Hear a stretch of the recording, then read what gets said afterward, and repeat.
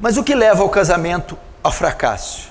Primeiro, a área sexual, a área íntima. Vamos para a primeira carta de Paulo aos Coríntios, capítulo 7. Primeira carta de Paulo aos Coríntios, no capítulo 7. É um texto que não é muito explorado nem pregado nos púlpitos por medo, vergonha ou receio, mas é tão bíblico quanto a soteriologia. Primeira carta de Paulo aos Coríntios, no capítulo 7. Eu estou dizendo de princípios que pode levar o casamento ao fracasso. O primeiro deles é a área sexual. 1 Coríntios 7, no versículo 3. O marido conceda à esposa o que lhe é devido, e também semelhantemente a esposa ao seu marido. Na sua tradução tal, o marido paga a devida benevolência à esposa, e a esposa paga a devida benevolência ao marido. A mulher não tem poder sobre o seu próprio corpo, e sim o marido. Também semelhantemente o marido não tem poder sobre o seu próprio corpo, e sim a mulher. Até aqui. Primeira recomendação de Paulo. Paulo está escrevendo aos casais cristãos, aos casais de Corinto, aos casais crentes, a maridos e a mulher. O capítulo 7 ele está tratando do casamento. No início do capítulo, ele vai dar ênfase a uma área que a igreja não dá ênfase, a sexualidade do casal. Olha o que ele está ensinando ao casal crente. Olha o que ele está indicando. Maridos, satisfaçam vossas esposas sexualmente. Esposas, satisfaçam seus maridos sexualmente. Tem gente que acha que o sexo é pecado, que o sexo foi um distúrbio do pecado ou uma criação demoníaca. De hipótese alguma. Provérbios capítulo 5, Deus diz: desfruta com a mulher da tua mocidade. O sexo é bom, o sexo é santo, o sexo é puro e o sexo é legítimo. E ele está dizendo aqui, ele está ordenando, ele não só diz que o sexo é puro e legítimo, como ele ordena a prática dele. Paulo está dizendo: maridos e mulheres tenham relações sexuais regulares. É o que Paulo está ensinando aqui. Marido e mulher tenham relações sexuais regulares. E ele vai mais: mulher, o seu dever na relação não é satisfazer você, e sim seu marido. Mulheres, satisfaçam seu marido sexualmente. Maridos, o seu dever na relação não é se satisfazer, e sim satisfazer a sua esposa. Marido, satisfaça sexualmente a sua esposa. Ele está ordenando isso. Ele está ordenando isso. E ele vai mais. Existe muito jogo nessa relação. Por exemplo, o homem tem mais, é natural, inerente da natureza do homem, o sentimento de posse, de domínio. Geralmente o homem tem mais interesse pela relação. A mulher, sabendo disso, muitas vezes faz jogo, chantagem, e usa disso. Geralmente ela que determina quando isso ocorre. Não quero, não quero, e o homem não tem o que querer. A Bíblia quebra isso, ela diz assim para você: mulher, você não tem poder sobre o seu corpo, e tem o marido. Marido, você não tem poder sobre o seu corpo, e tem a mulher. Ele está querendo dizer que não pode ser rejeitada uma das partes quando há o interesse. Que o seu corpo, ou seja, a opção de satisfazer ou não pertence a você, e sim ao marido ou à esposa. Então é pecado fazer esse tipo de chantagem, esse tipo de jogo. Isso não pode ocorrer em hipótese alguma. Você não determina isso. Não, eu não quero, não vou fazer, ou eu vou usar disso para alcançar um interesse meu. Muitas mulheres fazem isso, alguns homens também. Pecado. Isso não pode ser feito. Isso é pecado. E quando isso ocorre, já começa o fracasso do casamento. Vamos mais para você ver. Olha lá. é a parte mais séria, verso 5, 1 Coríntios 7, 5. Não vos priveis um ao outro, salvo talvez por muito consentimento, por algum tempo, para vos dedicardes à oração, e novamente vos ajuntares, para que Satanás não vos tente por causa da incontinência. Aí, amém? Até aí. Não vos privais uns aos outros. Paulo está dizendo, não deixem de ter relações regulares. Não deixe de ter. Paulo está dizendo que um casal, enquanto está em atividade, 50 até 60 anos, não sei até quando o corpo biológico, fisiologicamente for permitido, não pode, em hipótese alguma, deixar de ter relações regulares. Não pode haver. Se o casal tem 80 e 88 ou tem 85, não tem mais condição. Mas enquanto está em atividade hormonal, não pode deixar de ter relação regular. Só pode um caso aqui. Primeiro, mútuo consentimento. Os dois têm que concordar. Se uma parte não concordar, não pode. Olha, essa semana eu não quero fazer. Eu não concordo. Não pode. Primeiro, tem que ter mútuo consentimento. Segundo, só por uma causa, para dedicar jejum e oração. Ah, porque eu estou cansada. Não pode.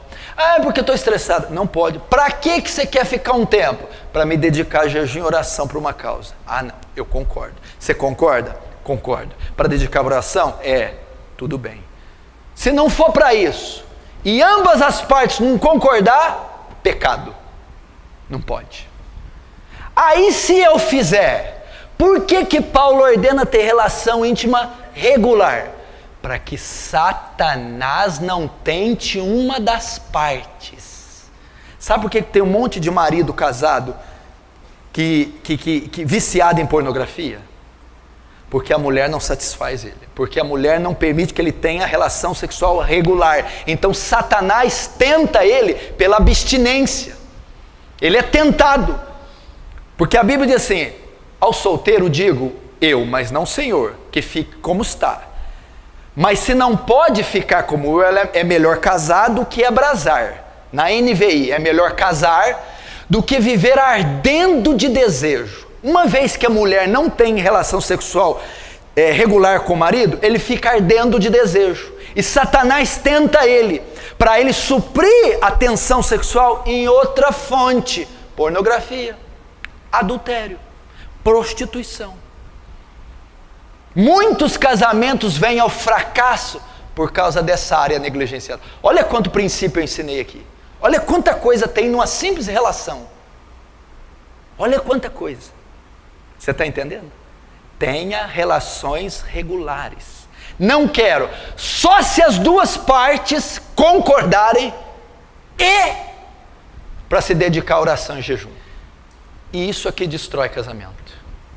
Isso aqui não é pregado, não é ensinado, não tem livro escrito, seminário, ninguém fala disso aqui, porque não pode falar no púlpito, mas não pode falar no púlpito. Tem um capítulo inteiro destinado para isso. Como é que não pode falar no púlpito? E está cheio de esposa de pastor sofrendo, é um horror. Está cheio de casal de pastor, essa vida aqui é uma lambança. Pastor que pornógrafo, pastor que não supre a mulher, e aí vai, porque não lida com essa área. Cheio de diácono, obreiro, cheio de crente dentro de igreja, que é uma baderna nessa área aqui. Não tem zelo, temor, reverência, respeito com esse princípio, que é seríssimo.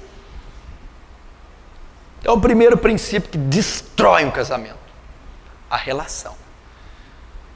Por quê? Porque, olha ele, quem que Paulo apresenta aqui, o personagem que Paulo convida? Satanás. Ele vai vir. Ele vai jogar o teu marido na mão de outra. Ele vai jogar a tua mulher na mão de outro. Ele vai jogar material. Ele vai fazer o seu marido ou a sua mulher suprir a necessidade de outra forma. E a forma pecaminosa. Primeira área que traz problema. Segunda área que traz problema no casamento. A insubmissão da mulher. Ah, mas essa eu não ia deixar de falar de jeito nenhum. Efésios capítulo 5. a insubmissão da mulher. Verso 22.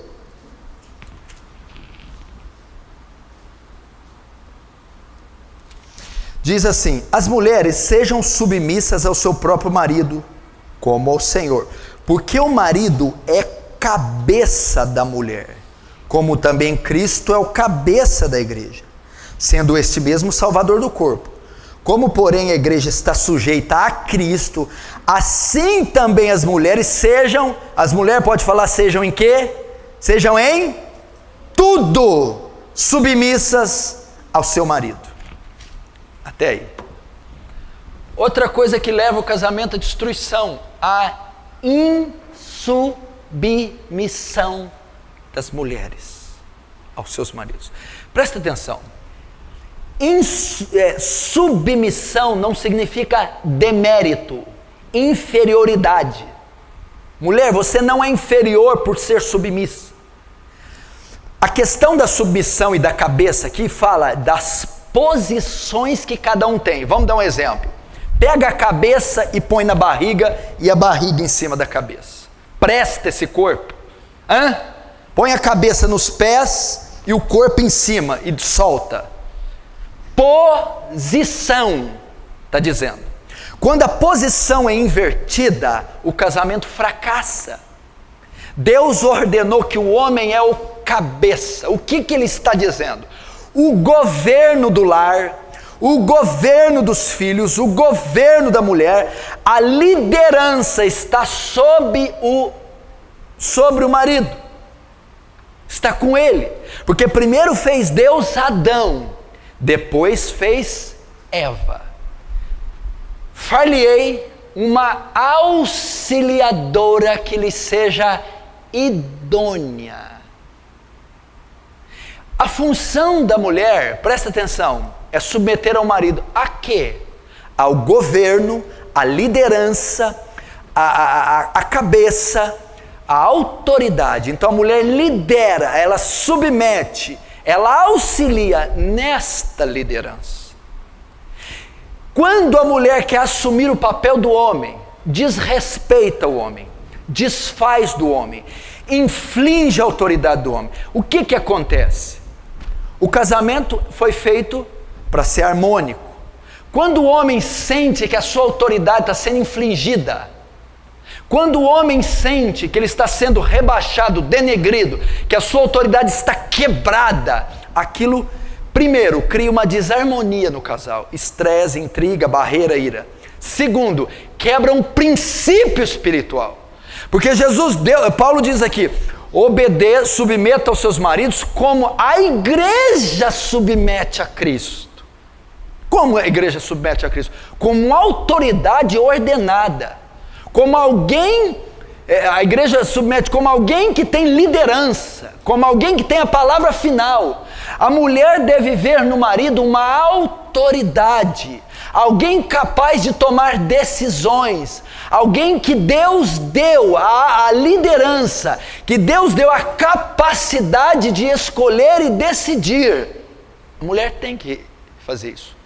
Quando a mulher não obedece, quando ela quebra, afronta essa liderança, é como se ela tivesse se rebelando contra uma autoridade ordenada, ou seja, o próprio Deus.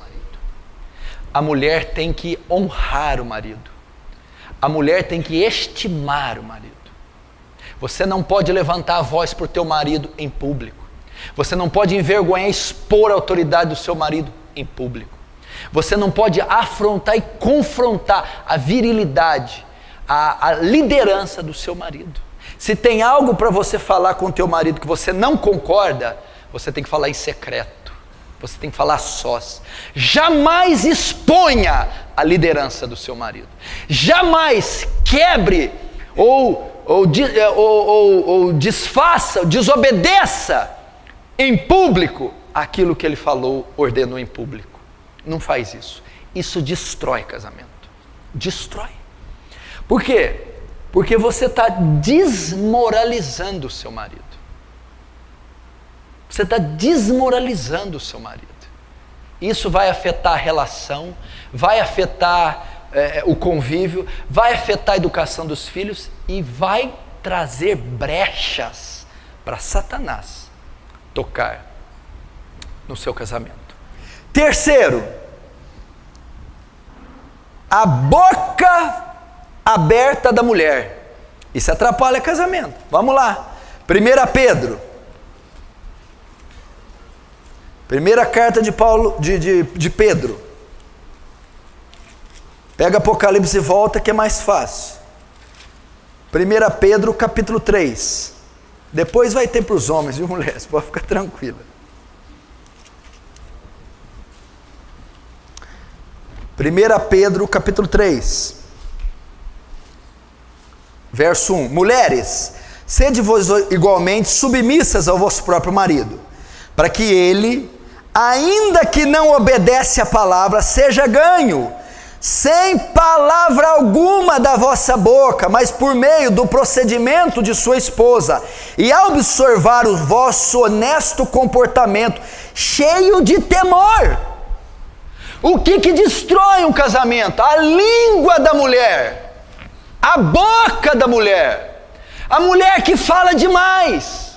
Eu estou lendo o texto bíblico. Vós, mulheres, sejam submissas ao vosso marido, que mesmo que ele não seja salvo, seja ganho, sem nenhuma palavra, sem abrir a boca, sem você falar. Por que Pedro foi bem na língua da mulher?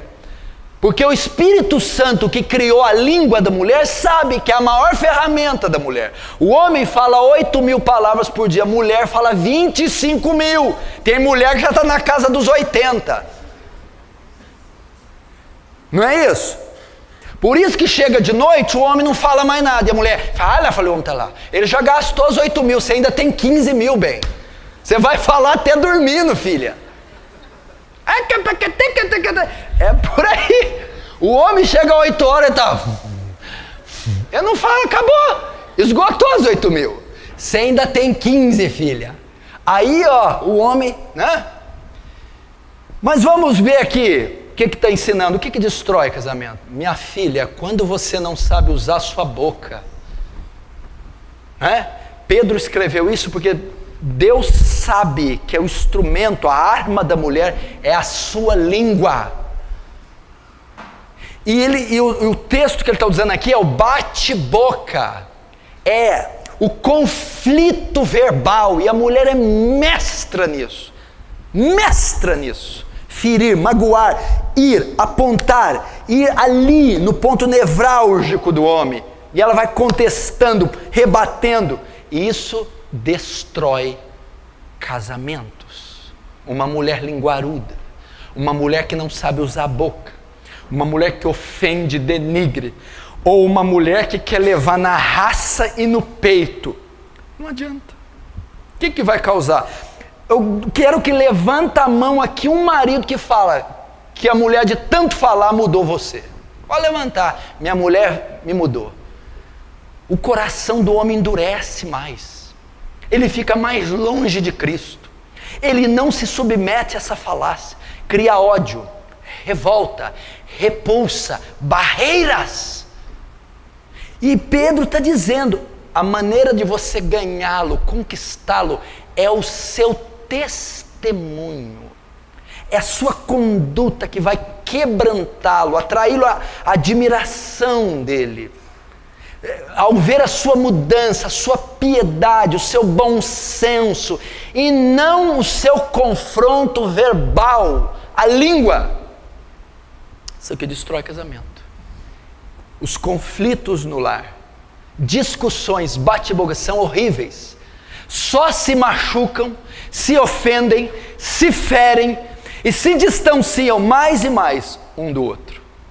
É assim ou não é? Então o que leva o casamento ao fracasso? A área sexual, a insubmissão da mulher, a língua da mulher. Quarto, o que mais leva o casamento à destruição? Provérbios capítulo 31. Vamos lá. Salmos no meio da Bíblia, Provérbios.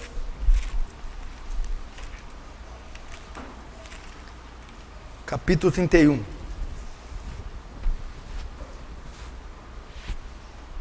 Verso 12. Ela lhe faz bem e não mal todos os dias da sua vida. O que leva o casamento à destruição? Uma mulher maligna, que faz mal para o marido e não o bem.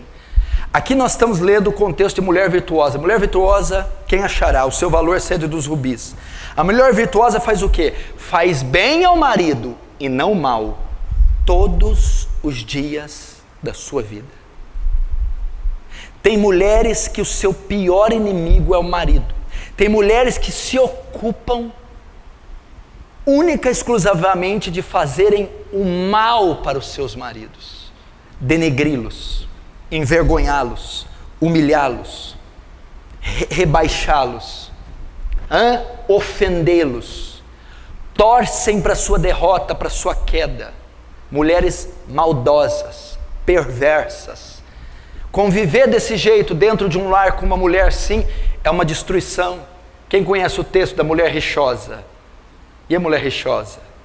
A mulher rixosa e o gotejar contínuo numa casa, tanto um como a outra, são a mesma coisa. Mulher, faça o bem para o seu marido. Seja benigna, bondosa para o teu marido. Esse clima de perversidade é intolerável por qualquer homem. Por que você acha que os botecos estão cheios? Tá, não pode se aplicar muito bem para nós, somos cristãos, mas, né, e pressupõe que cristão não fica em boteco. Mas por que estão cheios? Porque chega em casa, tem uma mulher que se você der uma vassoura, sai voando. Sai voando. Bruxa. Porque são perversas. Mas, e é insuportável para o matrimônio suportar isso aqui. Eu vou avançar porque tem muita coisa para falar. O que mais destrói o casamento?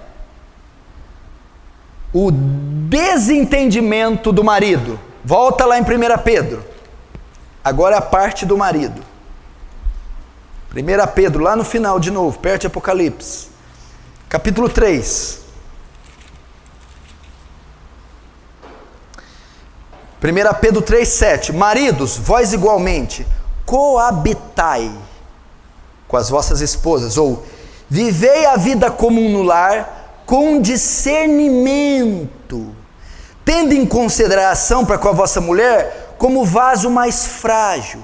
Tratai-a com dignidade, porque sois juntamente herdeiros da mesma graça de vida, para que não se interrompam ou não sejam impedidas as vossas orações. Você quer maldição maior que essa, da oração não ser, a oração ser impedida?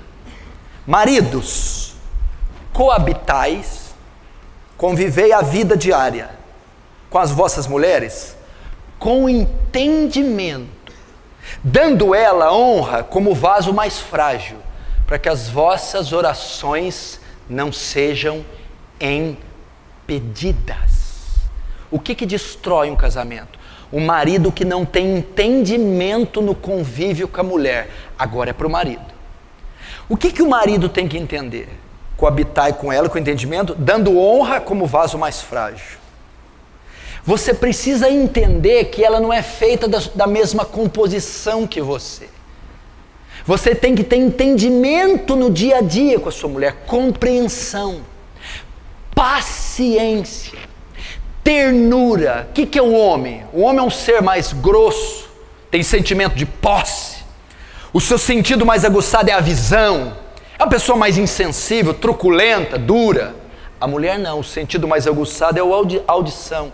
É sensível, é biológica, anatomicamente mais frágil que o homem, sentimentalmente mais frágil. O homem não, e tem homem que acha que casou com outro homem.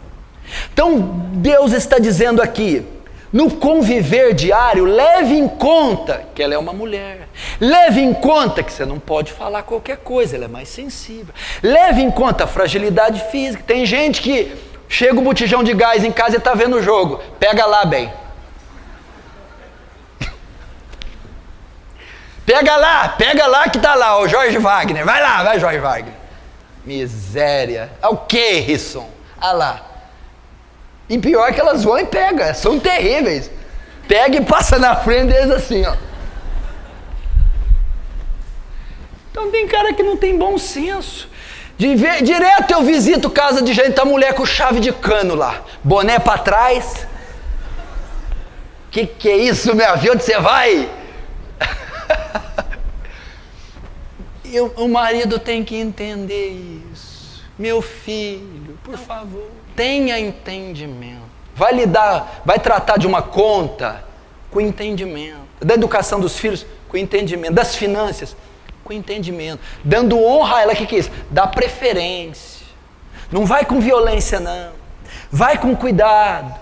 Tenha paciência. Tenha ternura. É isso. Quando isso não é feito, as orações são impedidas.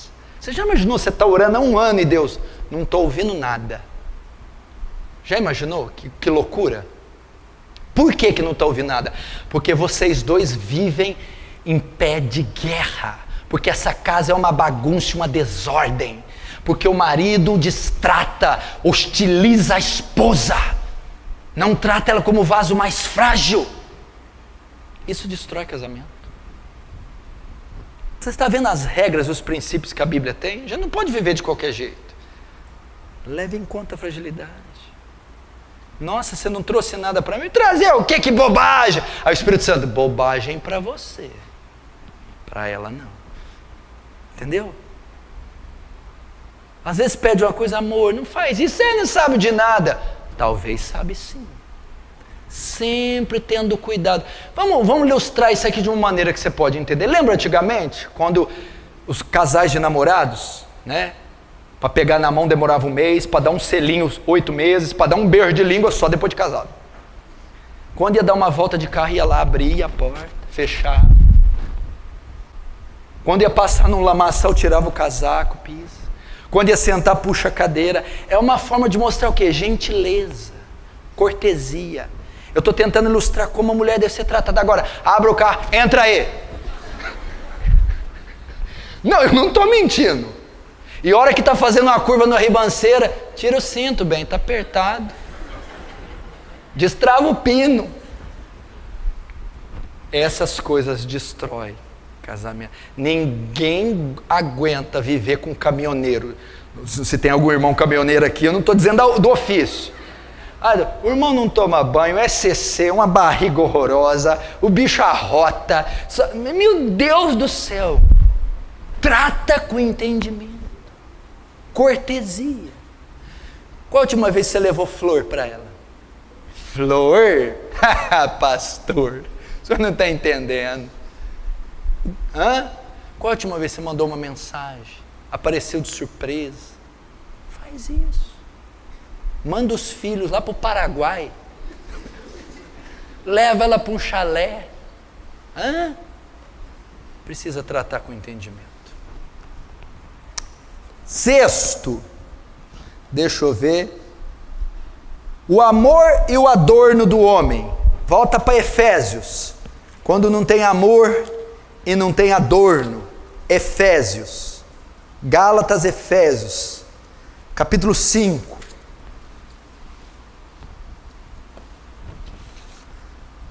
Gálatas, Efésios 5. Efésios 5, 25. Maridos, amai vossas esposas, como também Cristo amou a igreja, a si mesmo se entregou por ela, para que a santificasse, tendo purificado por meio da lavagem de água, pela palavra, para apresentar si mesmo igreja gloriosa, formosa, sem ruga, nem coisa semelhante, porém santa e sem defeito. Até aí. Eu vou dizer de 2 coisas aqui, mas essa é a mais importante da palavra inteira. Primeiro, o que destrói o casamento? Quando o marido não ama a esposa. O sentimento que deve reger o matrimônio é o amor. Maridos, amai vossas esposas. Eu vou fazer uma pergunta aí, você não precisa olhar para ela, nem cutucar, nem responder. Você responde para o teu coração. Não, eu vou perguntar, você vai pensar, depois eu vou falar outra coisa e você responde. Marido, você ama a sua esposa? Você ama? É uma ordem aqui. Vós maridos, vocês devem amar a sua esposa. Antes de responder, calma, né, de qualquer jeito não. Vós maridos, amais vossas esposas como Cristo amou a igreja. O jeito que você sempre amou sua mulher é uma coisa. O padrão que Deus pede é outra. Como Cristo amou a igreja? Amou ao ponto de se entregar e dar a vida por ela. Que amor que foi esse? Como é que é a igreja, Cleverson? Pecadora, feia, gorda, cai toda hora, tropeça. Quando Deus olha para a igreja, ela não tem um dente, cabelo pichain, gorda e manca. Ela não reúne nenhuma condição para Cristo amar. Ela é pecadora. Cristo ama a igreja incondicionalmente.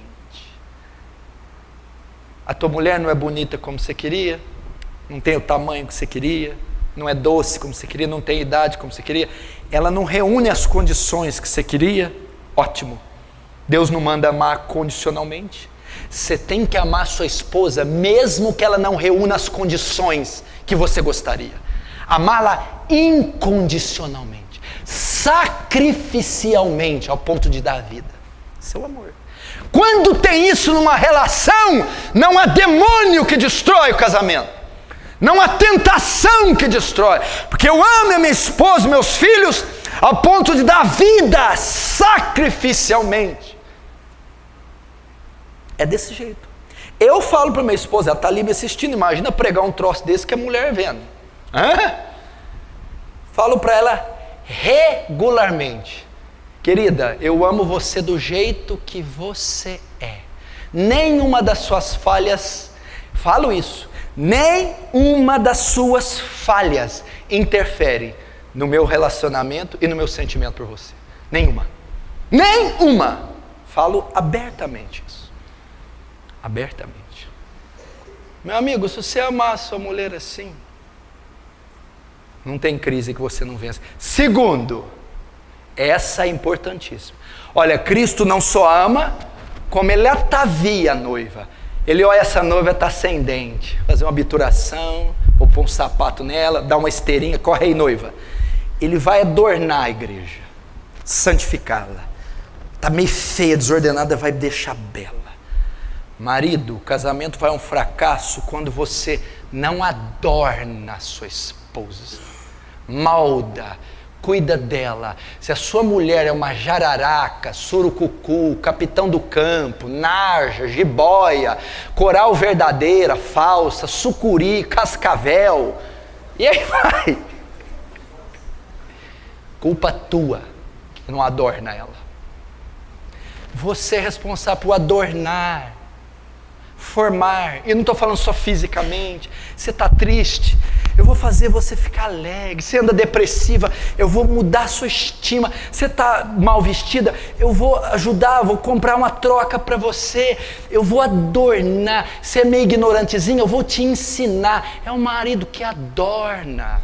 É um marido que forma, é um marido que trabalha com a sua esposa. Se você sabe, a minha mulher tem problema, a mulher é irada, truculenta, é insensível, é fria, isso, aquilo, outro. É você que tem que trabalhar, pensar numa solução, orar, interceder, dialogar com ela, pedir, amor, muda aqui, melhora acolá, amor, vamos orar aqui, isso, aquilo, outro. Você vai deixando aquela mulher.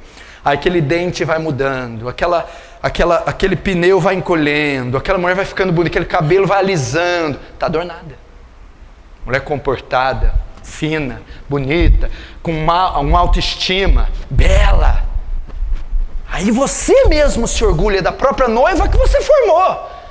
Você mesmo se apaixona da própria noiva que você formou. Esse é o princípio. Primeiro ama, depois adorna. Você tem que pensar assim, toda vez que você está num lugar gastando, pensa na mulher. Está no supermercado, e minha mulher. Está numa loja, e minha mulher. Faz uma viagem, e minha mulher. Sempre, sempre. Vai orar, Deus, a minha vida. Não, a minha mulher. Vai fazer um jejum, a minha mulher. Sempre passando por ela, para adorná-la, para cuidar dela. A pior coisa é aqueles maridos que desprezam, deixa a sua mulher aos cacos, perdida, desdentada, jogada. Não pode fazer isso. Isso destrói casamentos. Quantos estão entendendo? Diz amém. Agora, o que é o casamento? Vamos passar rapidamente por alguns princípios. Primeiro, o casamento é heterossexual. Heterossexual. O que significa heterossexual? De sexos diferentes. A Bíblia diz, deixará o homem, o seu pai e sua mulher, e apegar-se à sua mulher. Casamento compreende macho e fêmea. O casamento, pelos padrões da Bíblia, que Deus instituiu, é heterossexual. União de sexos diferentes. Deixará o homem e unir-se à sua mulher. Não diz deixará o homem e apegar-se ao homem. Deixará a mulher e pegar-se à sua mulher. Então o princípio de Deus para o casamento é o heterossexualismo. Então, com essa afirmação, Deus exclui a união homoafetiva. Toda união homossexual é uma abominação para Deus. Levítico capítulo 18. O casamento, para se consolidar casamento, é macho e fêmea. Homem com homem não é casamento. Mulher com mulher não é casamento. Para se caracterizar casamento é macho e fêmea. Unir-se-á o homem e a sua mulher. E isso é o casamento. Segundo, o casamento é monogâmico. Mono vem de um. Casamento é deixará um homem e apegar-se-á a uma mulher. O padrão de Deus é monogamia. O que é diferente disso? Poligamia. Aquele homem que tem várias mulheres, ou aquela mulher que tem vários homens. Saiu um filme na década de 80 aí, né? Dona Flor, seus 3 maridos. Isso é poligamia. O método bíblico é monogamia. Deixa um só homem e casa com uma só mulher. Pastor, mas o que é esse casamento da Bíblia? Abraão, Davi, foi uma tragédia, você pode ver.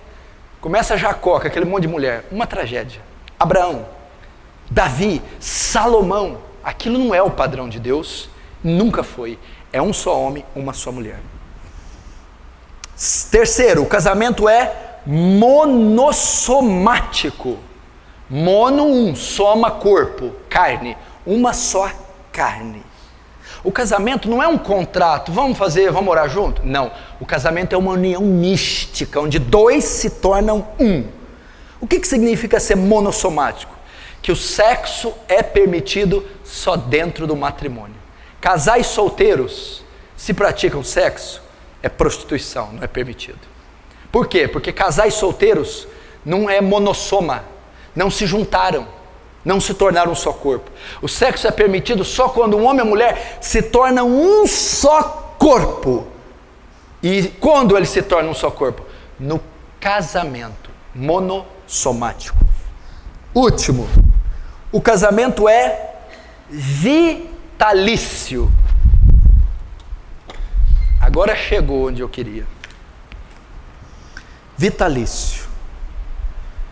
O que significa vitalício? Não pode se dissolver, não pode terminar. Abre comigo em Mateus capítulo 19. Mateus 19.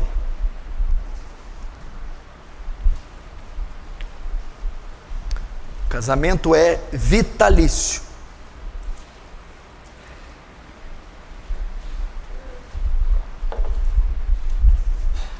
Mateus 19, versículo 3.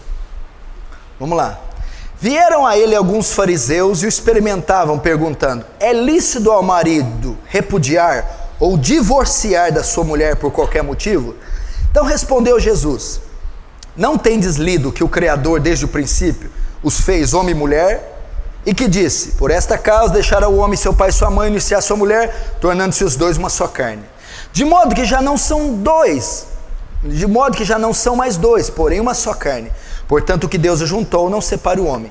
Replicaram então os fariseus, por que então Moisés mandou dar carta de divórcio e repudiar? Respondeu-lhe Jesus, por causa da dureza do vosso coração é que Moisés permitiu repudiar vossa mulher. Entretanto, não foi assim desde o princípio. Eu, porém, vos digo, quem repudiar, divorciar, largar, desquitar da sua mulher, não sendo por causa de relações sexuais ilícitas, e casar com outra, comete adultério. E o que casar com a repudiada, comete adultério. Disseram-lhe os discípulos, se essa é a condição do homem relativamente à sua mulher, não convém casar. Jesus, porém, respondeu, nem todos são aptos para receber este dom, só aqueles a quem é dado. Até aí. Esse é o grande versículo que fala do divórcio. Eu vou falar rapidamente que eu tenho aqui 15 minutos para acabar, e em 15 minutos eu acabo. Eu estou tratando aqui de algo que está banalizado no nosso meio. O casamento hoje foi a bancarrota, a queda, a ruína, não vale nada, essa instituição está falida, a porcaria. E é a coisa das mais sagradas na Bíblia. O casamento antecede a civilização, antecede a cultura, antecede o Estado e a religião. Deus criou ele lá no Éden. No iniciozinho, capítulo 2, o casamento estava lá. Ele é divino, não é humano, é sagrado e tem que ser respeitado. Então nós estamos dando princípios aqui para você solidificar o seu casamento, para essa área não ter mais crise dentro da igreja, para você ter acordo e harmonia e evitar tantos males sofridos no seu lar. Vamos respeitar esses princípios. Mulher, cuidado com a língua, dê testemunho para o teu marido, não confronta ele mais. Mulher, faz bem para o teu marido, não faz mal, seja benigna, bondosa, cuida das coisas dele com zelo, com amor, e dele especialmente. Mulher, seja submissa, é uma ordem, um princípio, obedeça a ele. Veja como autoridade ordenada, honre o seu marido. Maridos, convivam com entendimento, tenham sabedoria, cuidado, respeitem a fragilidade das mulheres. Marido, amem essas mulheres, mesmo que elas não reúnam as condições. Vou dizer uma coisa, eu sei que você sonha com a mulher perfeita, mas você nunca vai ter a mulher perfeita, ela nunca vai te querer, ela é perfeita. O fato dela ser perfeita não vai não permitir que ela queira você, jamais. Então uma perfeita você nunca vai ter.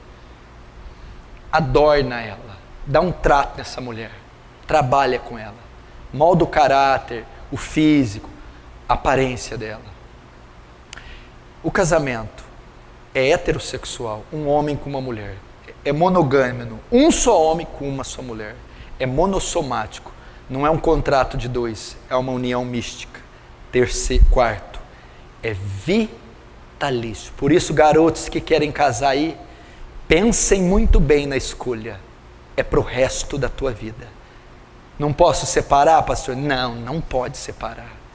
Mas nem se tiver crise, nem se tiver crise. De jeito nenhum, pastor, de jeito nenhum. Quando é que eu posso? Só quando você pegar o atestado de óbito dela. Fora isso, não tem cláusula, não tem nada que pode fazer separar. Vamos ver rapidamente por que é vitalício. Verso 3, vieram a ele alguns fariseus para o experimentar, perguntando, é lícito ao marido repudiar a sua mulher por qualquer motivo? Até aí, olhe para mim. Primeiro, os fariseus vieram perguntar a ele, é lícito, é correto separar-se da mulher por qualquer motivo? Você acha que os fariseus estavam interessados em ser edificados? A gente quer aprender com você, Rabi. A gente quer ser ensinado. Não, a Bíblia diz aqui, para o experimentar. Os fariseus queriam pegar Jesus em alguma falta para acusá-lo de blasfêmia. Lembrando que Jesus estava na Pérea. Onde era esse lugar? Onde estava instalado o rei Herodes. O que Herodes fez? Mandou matar João Batista, porque João Batista falou que o casamento do Herodes era ilícito. Lembra? O Herodes estava casado com a mulher do seu irmão Filipe de Itureia. Eles estavam querendo incitar Jesus para falar a mesma coisa para Herodes condenar Jesus à morte, como condenou João Batista. Por isso eles estavam experimentando Jesus. Se não fosse isso ser pego por Herodes, eles estavam forçando Jesus a dizer alguma blasfêmia. O que é uma blasfêmia? Se ele dissesse algo que fosse contrário à lei de Moisés. Então eles estavam experimentando, eles não queriam aprender com Jesus. Aí eles perguntam: é lícito largar da mulher, separar por qualquer motivo? Vamos ver a resposta de Jesus.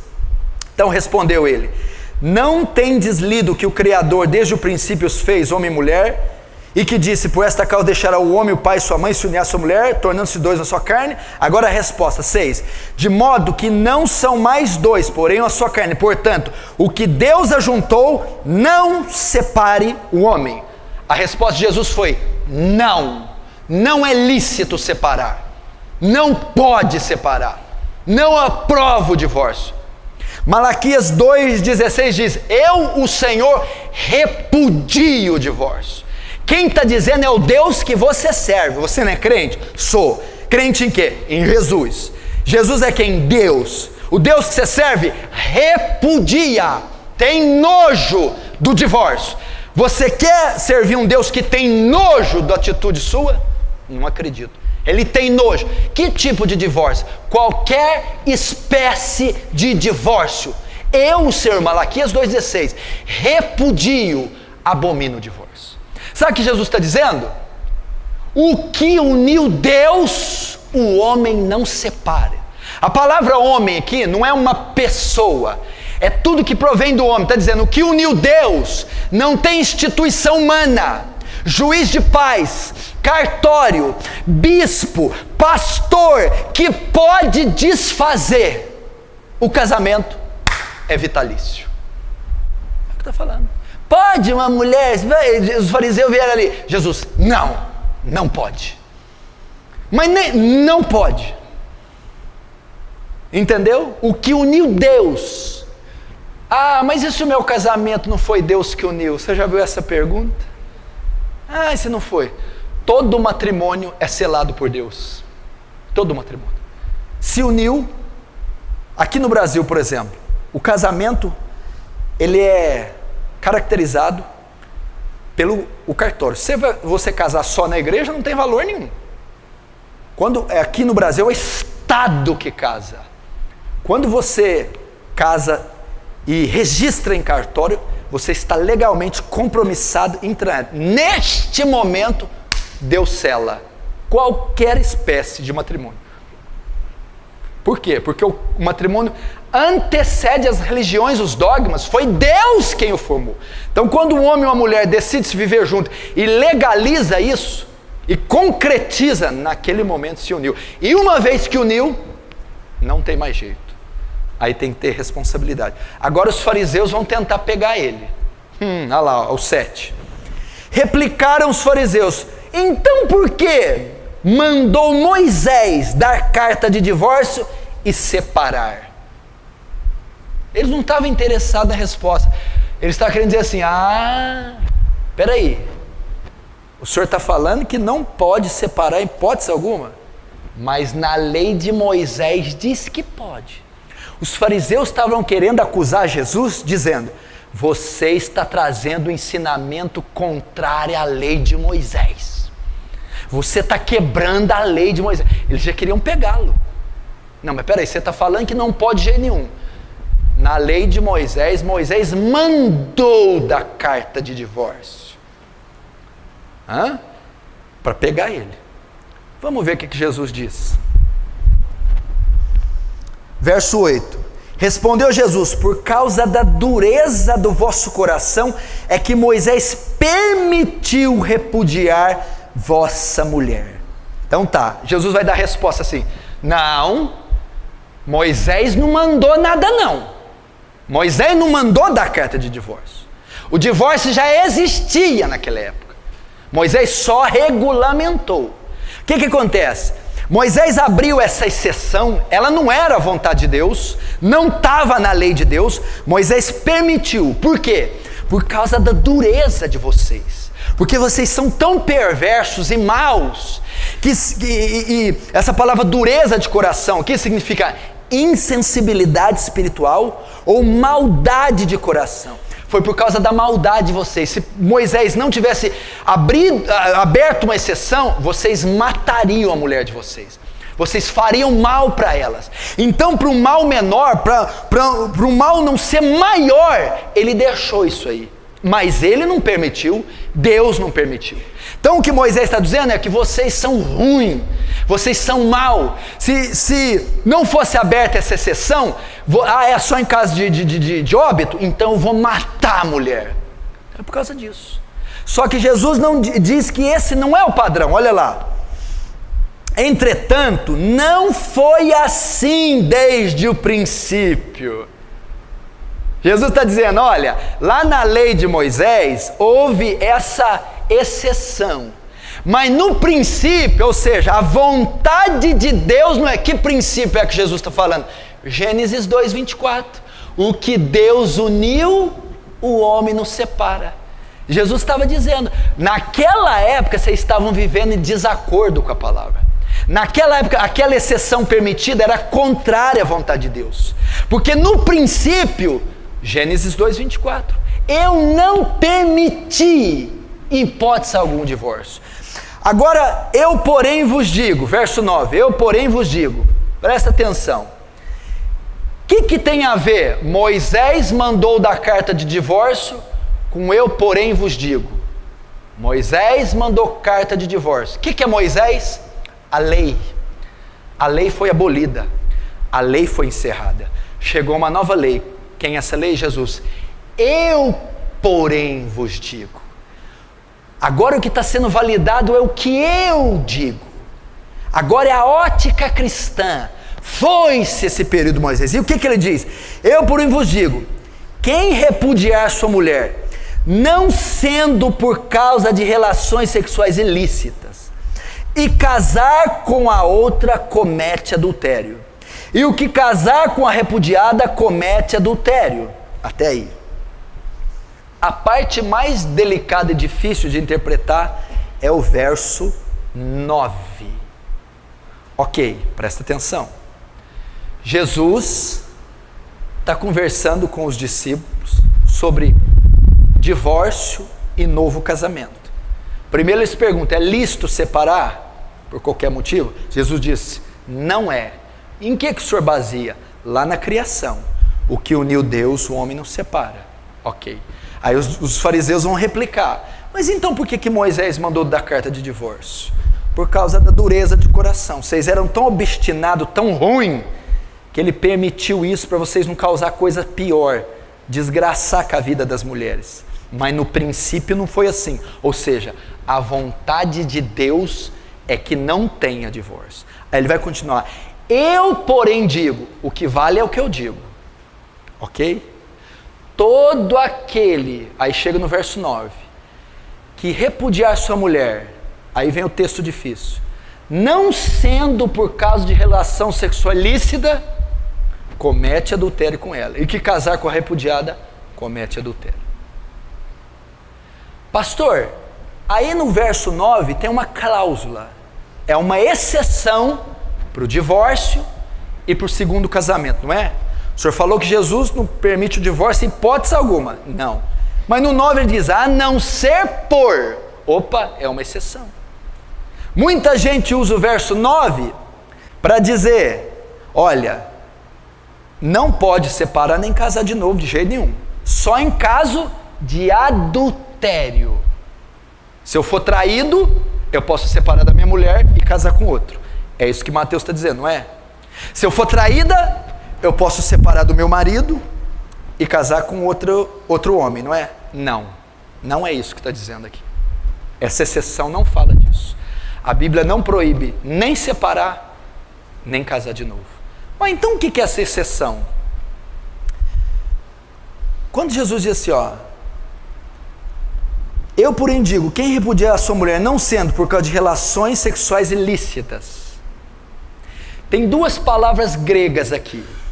Existe porneia e moicheia, ou moikeia. Porneia é um texto usado para falar prostituição. Moicheia é para se referir a adultério. Se Jesus tivesse permitido divórcio e segundo casamento em caso de adultério, a palavra aqui teria que ser moicheia, adultério. Todo aquele que separar da sua mulher não ser por adultério, comete, e casar com outra, comete adultério. Mas a palavra aqui é porneia, que é relação entre solteiros, é prostituição. Eu, porém, vos digo que todo aquele que repudiar a sua mulher, não sendo por causa de porneia, prostituição, e casar com outra, comete adultério. A exceção aqui não é para casais casados. A exceção não é adultério. A exceção é para relação sexual entre solteiros, é prostituição. Ele está se referindo aqui ao caso de José e Maria. Quando José e Maria estavam juntos, eles estavam noivos ainda. E o noivado judeu não é como nós, ele é mais próximo, eles já estavam morando juntos, mas não tinham tido relação ainda. Quando José sabe que Maria está grávida, ele vai se afastar dela, ele vai divorciar dela.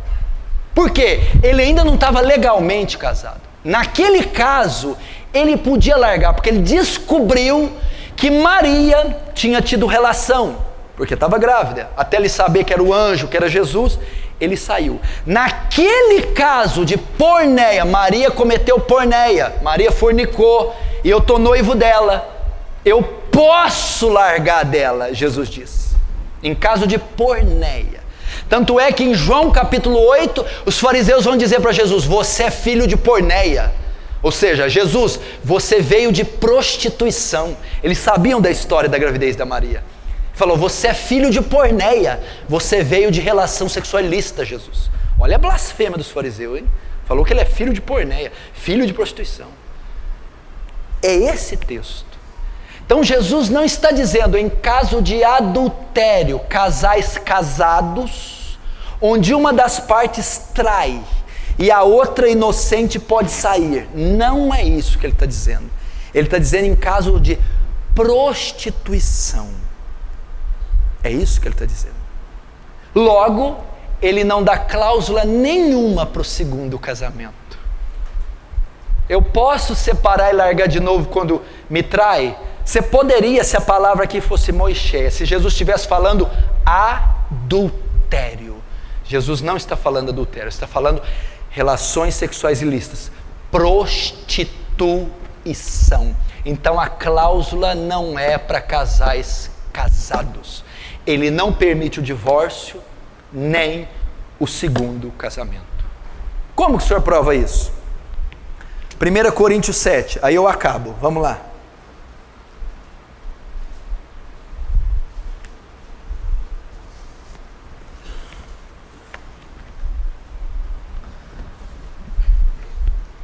Vamos aprender aqui, 1 Coríntios 7, verso 10. Ora, aos casados, ordeno não eu, mas o Senhor, que a mulher não se separe do marido. Pode separar? Não pode. Pode o marido separar da mulher? Não pode. Olha aqui, ó. Aos casados ordeno eu, não eu, mas o Senhor, que a mulher não se separe. É uma ordem. Mas ele é bêbado? Não pode. Ele fuma? Não pode. Ele é ruim? Não pode. Olha lá. Ora, aos casados, ordeno não eu, mas o Senhor, que a mulher não se aparte do marido. Se, porém, ela vier separar, que não case, ou que se reconcilie do marido, e que o marido não se aparte da sua mulher. O que ele está querendo dizer aqui? Olha, eu estou casado, o marido bebe, eu quero separar, não separa. O marido é ímpio, você pode separar? Não separe. E se ele me deixar? Se ele deixar, ele pode ir. Aí eu posso casar de novo? Não. Ou você fica só, ou reconcilia com o marido. É o que Paulo está dizendo. O único meio de se separar aqui é quando uma das partes deixa você. Aí separou. Marido ímpio não quer habitar mais com você, foi embora. A esposa ímpia não quer habitar mais com você, foi embora. Aí houve uma separação forçada. Você não causou. Se depender de você, separa? Não. Ele é ruim? Separa? Não. Ele bebe? Separa? Não. E se ele for? Aí ele pode ir. Eu posso casar de novo? Não pode. Está dizendo aqui, ó. Se vier a separar-se, não case, ou que se reconcilie com seu marido. Ou fica só, ou volta para o marido. Ou fica só, ou volta para a esposa. Você vê que não há maneira de haver novo casamento. Olha o verso 15.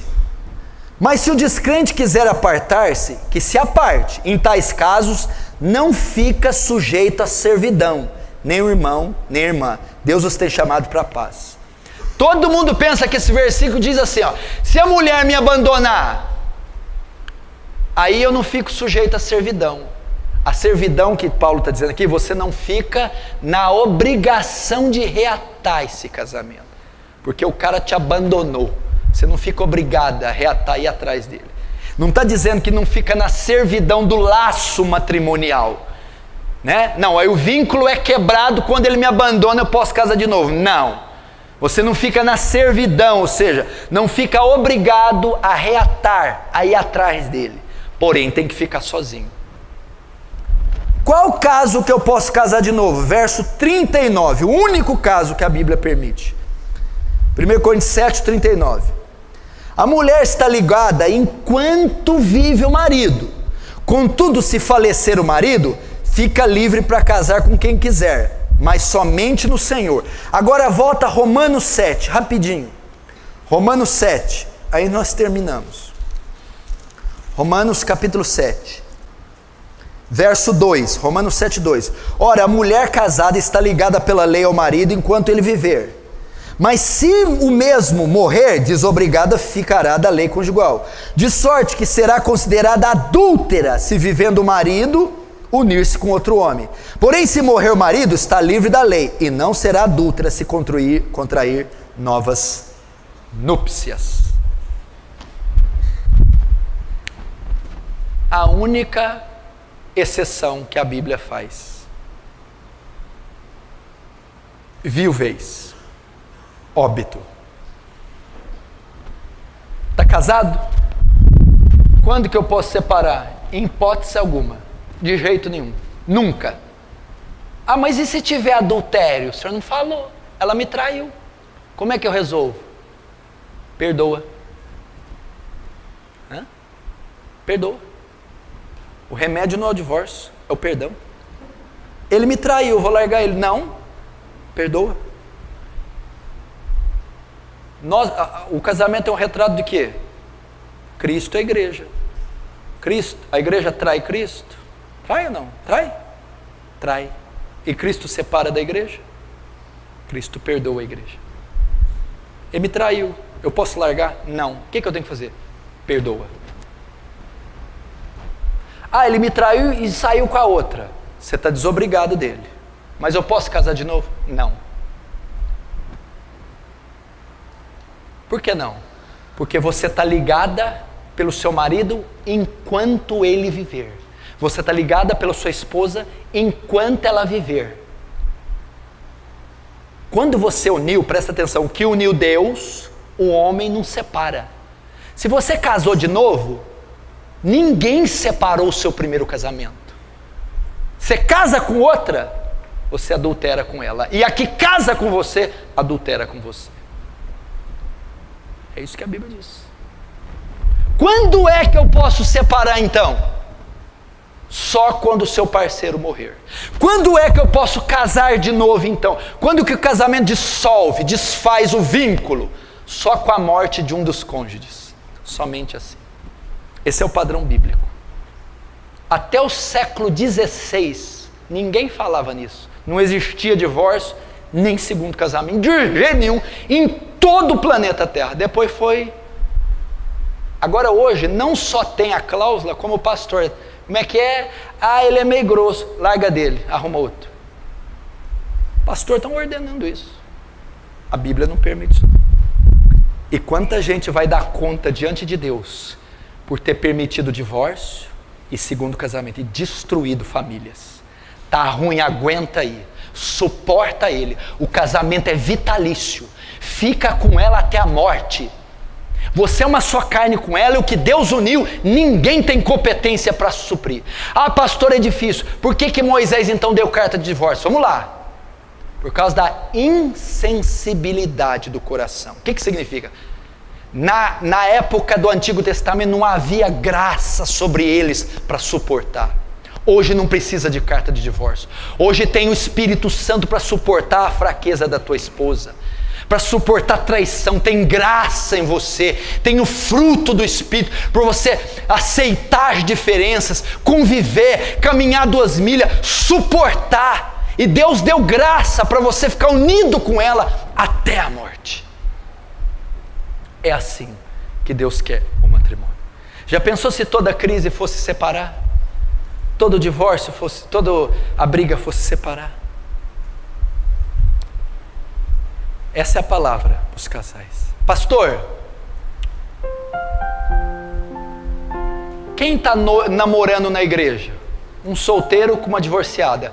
Desfaz esse namoro agora.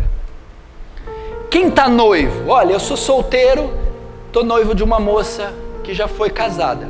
Desfaz agora, porque é adultério. E eu não sabia isso que o senhor falou. Eu já me casei pela segunda vez, já até ter filho com a segunda mulher ou com o segundo marido. E só aprendi isso hoje, agora. E aí? Fiz quando eu era ímpio. Sabia. No mundo todo mundo faz todo dia. Fiz porque os outros pastores aprovou, não me ensinaram nada. A gente deve acolher essas pessoas, ensinar elas o caminho da verdade, pedir para que elas orem, se arrependam por ter feito algo na sua ignorância e construam do jeito que já estão uma vida pura, feliz, não ensinando isso para as gerações futuras como padrão, como modelo. É assim que a gente recebe. 80% das pessoas que casam pela segunda vez são infelizes. 80% dos segundos casamentos é um horror, é um desastre. Se fosse bom, meu filho, essa porcentagem seria menor. Fique com a tua mulher, fique com o teu marido, suporte ele, suporte ela. Milha. Você solteiro, olha o que você ouviu. Quando os discípulos ouviram aquilo, nossa, se for essa a condição do homem, então é melhor ficar sem casar. Jesus é por aí. É duro. A lei aqui é alta, o padrão é alto. Você tem que estar preparado. Fecha os olhos agora, vamos orar.